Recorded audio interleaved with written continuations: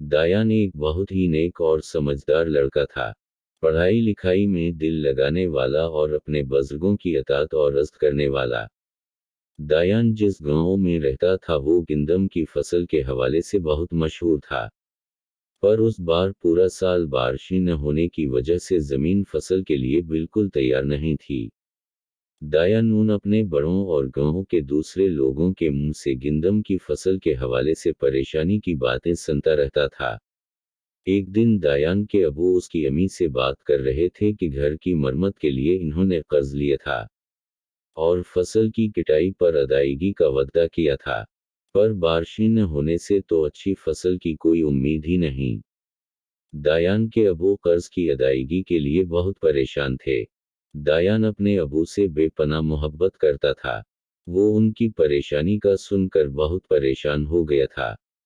उसको समझ नहीं आ रहा था कि अपने अबू की परेशानी दूर करने के लिए क्या करे। इसी परेशानी में वो कुरान का सबक पढ़ने मस्जिद चला गया।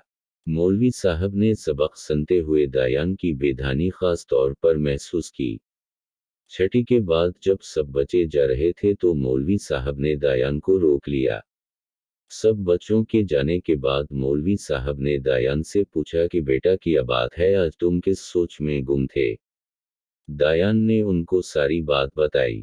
मौलवी साहब शफक़त से मुस्कुराए और बोले, मैं खुश हवा कि तुम अपने अबू की परेशानी पर उनके लिए इतने परेशान हो गए। तुम एक अच्छे बच्चे हो। दायान बोला कि मौलवी साहब मैं कैसे अपने अबू की परेशानी दूर करूं। मौलवी साहब ने कहा, बेटा इंसान की औकात ही क्या है कि वो खुद से कुछ कर सके। जो रब आजमाइश डालता है वो ही उसका हिल भी निकालता है। दायान बेटा तुम अल्लाह से अपनी परेशानी का हिल मांगो और पूरे यकीन से मांगो। अल्लाह अपने बंदों की ज़रूर सुनता है। मौलवी साहब से बात करके दायान बहुत खुश हो गया। रात सोने से पहले दायान ने अम्मी से कहा कि सुबह इसे नमाज के लिए ज़रूर जगाएं। सुबह उसने दिल लगाकर नमाज पढ़ी और पूरे खलूस से अल्लाह से अपने अबू की परेशानी के लिए दुआ मांगी और बारिश का इंतज़ार करने लगा। पूरा दिन गुजर गया पर बारिश न हुई, पर दायान हर रोज़ लगातार नमाज अदा करता रहा और दुआ मांगता रहा। काफ़ी दिन गुजर गए। दायान एक बार फिर मौलवी साहब के सामने अपनी परेशानी लेकर गया। मौलवी साहब बोले, दायान बेटा अपना यकीन टूटने मत देना। बाज़ औक़ात अल्लाह को अपने बंदों का मांगने का अंदाज़ इतना पसंद आता है कि अल्लाह चाहता है कि मेरा बंदा बार बार मांगे। अगली सुबह दायान फिर पूरे दिल से नमाज के लिए खड़ा हुआ और नमाज के बाद दुआ के लिए हाथ उठाए। प्यारे अल्लाह मियाँ जी, मुझे मालूम है आप मुझसे बहुत मोहब्बत करते हैं और चाहते हैं कि मैं हमेशा आपसे ऐसे ही अपने दिल की बातें करता रहूं। अल्लाह मियाँ जी, मैं अपने अबू के लिए बहुत परेशान हूँ।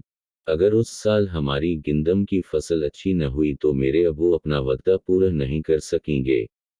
अल्लाह मियाँ जी, आप तो अपने बंदों की हर जायज़ ख्वाहिश पूरी करते हैं ना, प्लीज़ मेरी ये दुआ पूरी कर दें, बारिश बरसा दें। मैं हमेशा आपका अच्छा बंदा बन कर रहूँगा। अभी अहमद ने हाथ चेहरे से हटाए नहीं थे कि उस छोटे से गांव के चारों तरफ गहरे काले बादल आ गए थे। दायान दौड़कर बाहर निकला और काले बादलों को देखकर खुशी से अपने अम्मी और अबू को आवाज़ें लगाएं। अम्मी अबू आई, देखें मेरी दुआ कबूल हो गई। अल्लाह मियाँ जी आपका बहुत शुक्रिया। आई लो अल्लाह मियाँ जी।